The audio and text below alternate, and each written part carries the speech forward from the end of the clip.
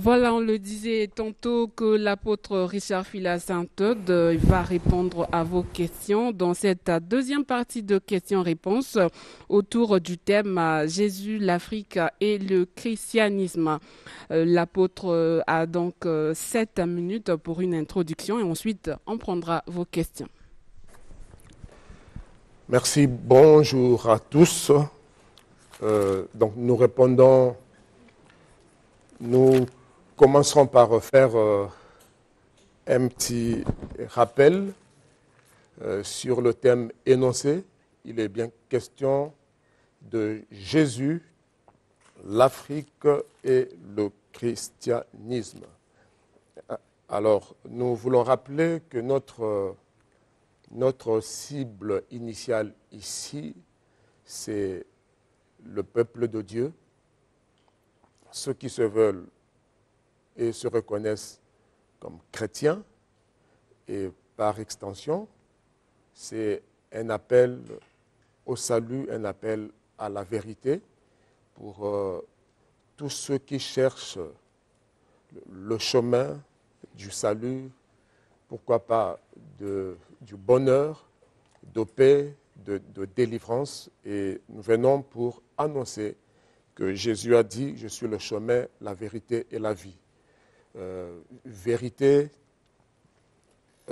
chose qu'ont recherché les hommes, les sages de ce monde, les savants, depuis toujours, d'où la quête des vérités scientifiques, philosophiques, même spirituelles. Et la réponse, pour nous, se trouve dans la personne, dans la sagesse, dans l'œuvre et le message de Christ. Alors, nous avons juste constaté que dans le chef même de l'Église, il y a eu une telle confusion.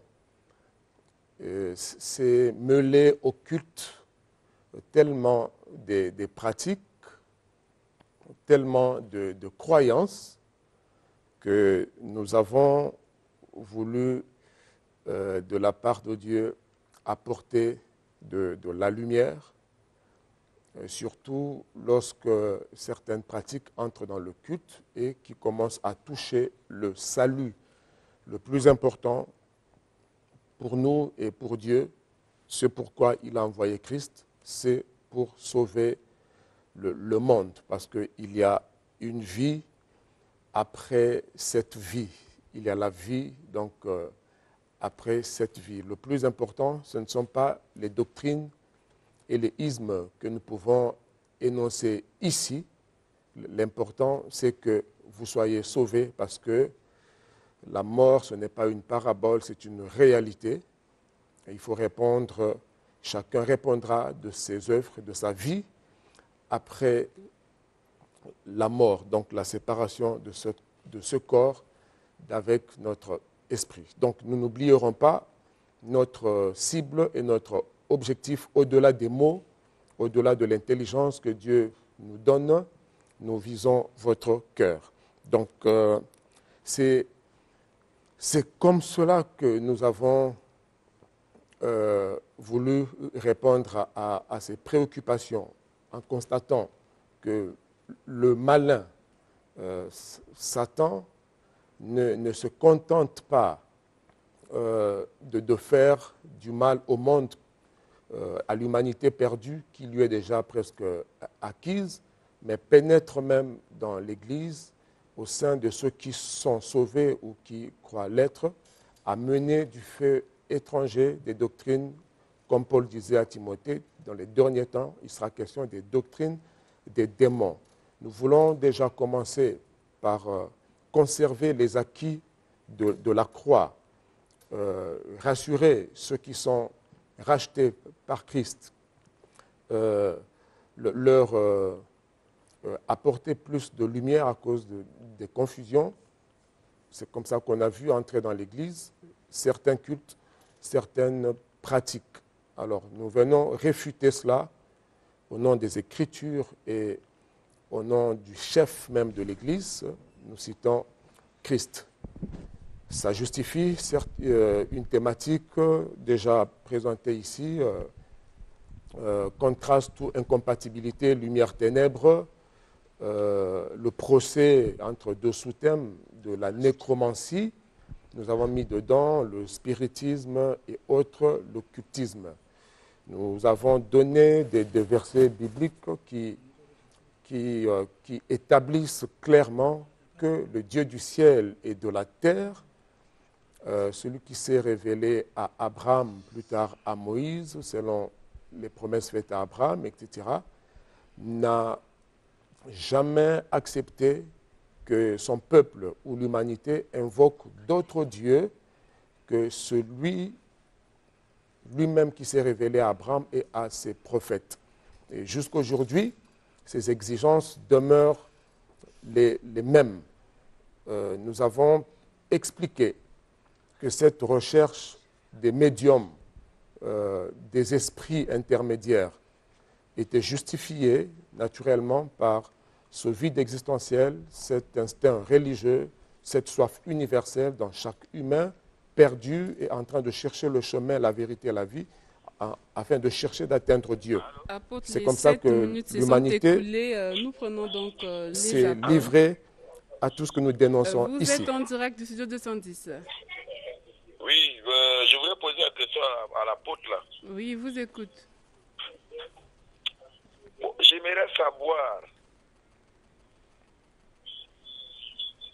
Allez-y, l'apôtre vous écoute. Ok, j'aimerais savoir si Jésus était vraiment le Dieu que l'apôtre nous parle là. Pourquoi Jésus lui-même sur la croix a posé la question encore à Dieu que non, mon Dieu, pourquoi m'as-tu abandonné? Et puis la deuxième question, c'est le même Jésus qui dit que je ne suis pas venu pour tout le monde, mais je suis venu pour les brebis égarées d'Israël. Est-ce que le Congo existait? Merci beaucoup pour vos questions. L'apôtre Phila va vous répondre. Merci. Pour la seconde question, le temps que me rappelle la première, je suis venu, c'était le premier ordre. Donc, l'envoi ou l'appel de Jésus avait deux dimensions ou deux volets. Premièrement, ça concernait Israël, donc les descendants d'Abraham, donc les Hébreux devenus donc, la nation d'Israël, donc descendants de Jacob, etc. Et le deuxième volet concernait l'Israël spirituel. Donc il y a Israël terrestre, symbolisé dans la Bible par le sable quand Dieu a appelé Abraham. Il lui a fait voir le sable qui ne pourrait être compté. C'est ainsi que seraient les descendants naturels et physiques d'Abraham, donc Israël physique. Et Dieu lui a montré le ciel pour lui dire, regarde les étoiles. Ça, ce sont ceux qui devraient naître d'en haut. C'est l'image de nous autres qui sont devenus Israël spirituel. Donc, ceux qui naîtraient non de la chair et du sang, ceux qui ont crucifié le Messie, mais il y a Israël spirituel, donc ceux qui naîtraient par Christ, selon Jean 1, 12, 13, ceux qui l'auront reçu comme Messie, comme Fils de Dieu, etc. Donc, il est question des brebis de la maison d'Israël, physique, et puis le deuxième mandat, le deuxième niveau du mandat concerne le monde. C'est après qu'il leur aura dit aller jusqu'aux extrémités de la terre. Donc, vous faites allusion juste au premier niveau du mandat. Vous êtes en direct de 210. Oui, je voulais poser la question à l'apôtre. Non, plutôt c'est un complément. Je voulais compléter un peu Alain dans le sens de l'apôtre. Oui, allez-y rapidement. Oui, en fait, je voulais simplement dire que il y a eu confusion. Effectivement, je soutiens l'apôtre déjà depuis le dimanche passé parce que ceux qui croient aux religions africaines font une erreur. On dit que il y a un Dieu des chrétiens, plutôt des noirs, et un Dieu des blancs, alors qu'il n'a jamais été démontré qu'il y a un seul pays au monde qui pratique le christianisme. Il n'y a pas un État chrétien dans le monde. Donc déjà, on ne peut pas nous dire que le christianisme appartient uniquement aux blancs, aux juifs, et que les noirs ne sont pas concernés. Merci beaucoup pour ce complément. Merci Ouais, beaucoup. justement, le christianisme, si on doit emprunter ce isme-là pour expliquer ce mouvement, a une dimension universelle. Donc Christ est venu sauver les croyants, tous ceux qui croiraient en Dieu par lui, de toute tribu, de toute langue, de tout peuple et de tout temps. À la première question de celui qui appelait tout à l'heure, Apôtre, mon Dieu, nous prenons d'abord cet appel avant de répondre à cette question. ok. Vous êtes en direct du studio 210. Bonjour. Oui, bonjour. Une question à poser à l'apôtre. Oui, j'ai une question à poser à l'apôtre. Allez-y. En fait, j'aimerais savoir.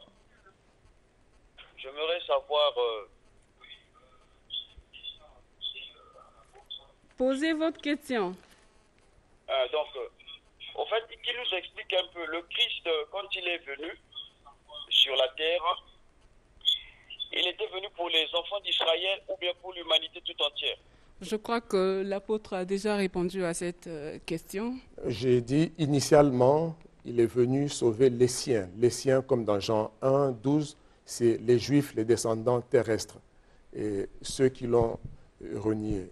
Et après, c'était prévu que partant, comme le salut vient de Juifs, partant des Juifs, son salut devrait s'étendre jusqu'à la fin des temps, jusqu'aux extrémités de la terre. J'ai parlé de l'universalité du message, de l'œuvre et du salut de Christ. Donc ça concerne tout le monde. Mon Dieu, pourquoi m'as-tu abandonné? À qui Jésus s'adressait-il?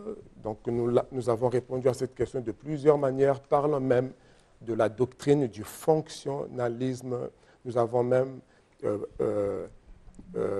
déclaré que Dieu a la capacité, plus que Satan, de se dédoubler. On est obligé d'emprunter des mots pour expliquer l'inexplicable.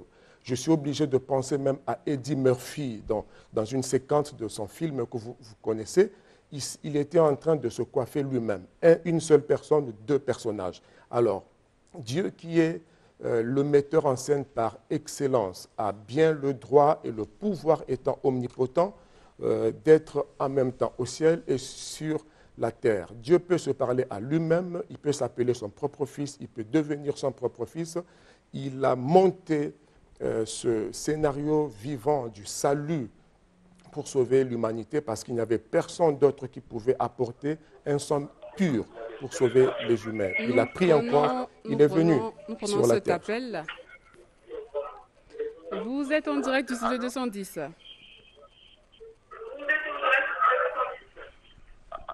Oui, vous avez une question à poser à l'apôtre. Il vous écoute. Oui. Est-ce que vous priez de diminuer le volume de votre écran, s'il vous plaît? Sinon, c'est mon temps qui passe.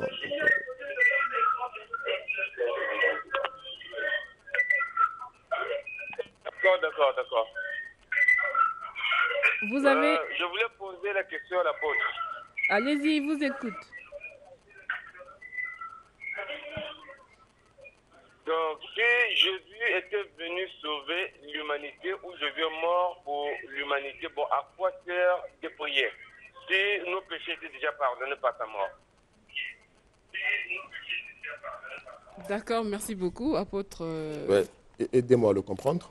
Oui, il dit que pourquoi continuer à prier si Jésus était venu, il a accepté de mourir à la croix pour nos péchés, pour mourir, donc pour sauver l'humanité.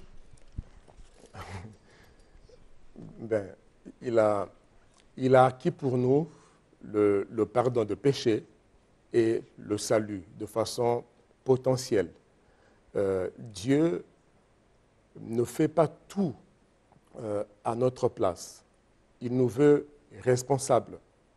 Et il respecte, comme j'ai dit dernièrement, il a un esprit républicain. Ça veut dire qu'il respecte la liberté des consciences. Il dit, je me tiens à la porte et je frappe. Si quelqu'un entend, ouvre, j'entrerai. Et Jésus, Dieu ne force personne. Celui qui croira sera sauvé. Alors, Dieu a acquis d'avance pour nous le salut la délivrance, le bonheur, la paix, etc. Il faut venir se servir. Il a dit, allez par tout le monde, prêchez cette bonne nouvelle du royaume des cieux, chassez les démons, guérissez les malades. Et cela se fait jusqu'aujourd'hui. Celui qui croira sera sauvé. Il a dit, appelez les hommes de toute tribu, allez jusqu'aux extrémités de la terre. Donc, pour leur dire que je suis mort, j'ai obtenu le pardon de péché, le salut pour tout le monde. Celui qui veut, vienne et boive. Donc, tout est déjà acquis, tout est accompli sur la croix. Il faut s'approcher de la croix, ou si on amène la croix, le salut, vers vous par des missionnaires de Christ, par des prédicateurs comme à la télé, nous venons jusque dans vos maisons pour vous parler de Christ. Donc la croix, le salut, vient jusqu'à vous. Vous avez cette grâce. Et si vous croyez, c'est en ce moment-là que vous êtes sauvés. Il a tout accompli effectivement, mais il appelle les gens à venir se servir parce qu'il vous veut responsable. Même au jardin d'Éden, il a placé l'homme, il lui a dit il faut cultiver et garder. Vous êtes en Donc, direct du vous studio êtes responsable. 217. Oui, vous êtes en direct. Vous avez une question à poser à l'apôtre. Oui, merci.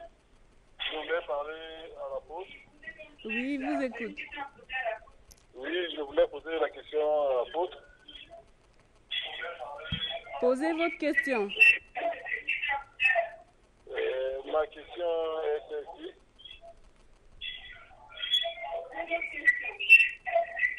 Allez-y, posez votre question.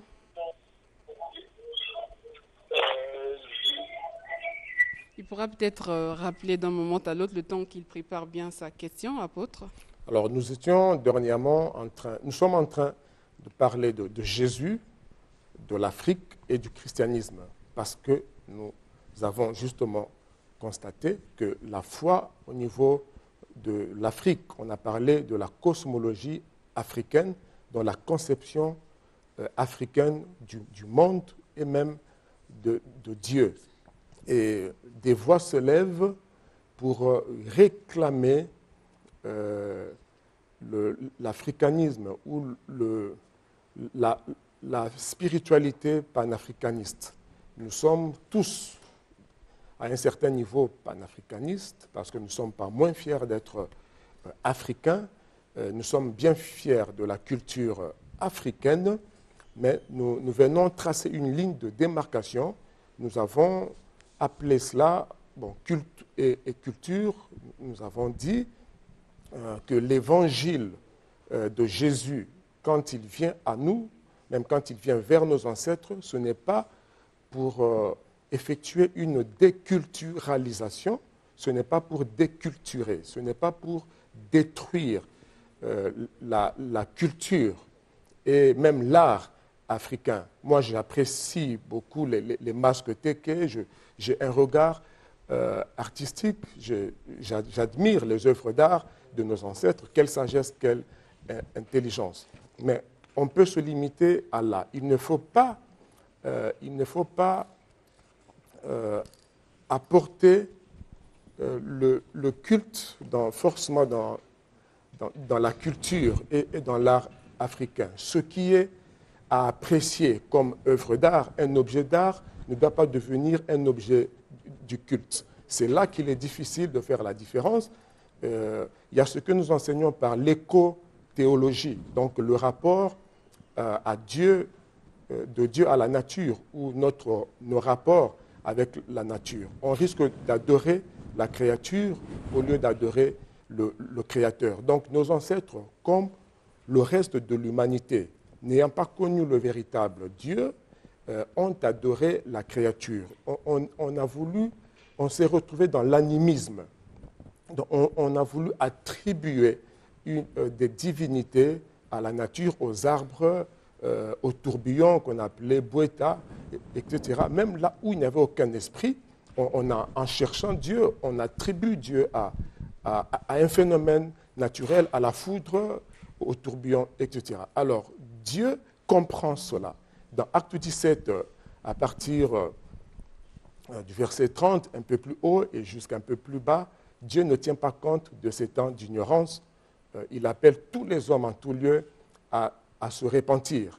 Et c'est comme ça qu'il a envoyé ces messagers. Les apôtres ont rencontré à Athènes et un peu partout dans le monde. Nos ancêtres, je répète, étaient dans la même situation. Donc quand l'Évangile vient rencontrer dans Actes des Apôtres, chapitre 2, vous allez trouver que au jour de la Pentecôte, où le Saint-Esprit est descendu pour équiper les apôtres afin de les envoyer partout, Dieu a choisi un jour bien précis où les Juifs de toutes les langues, on cite même des Africains, il y avait des Libyens, il y avait ceux qui parlaient égyptien, ont entendu les 120 qui avaient reçu l'onction, l'effusion du Saint-Esprit, en train de parler dans leur langue.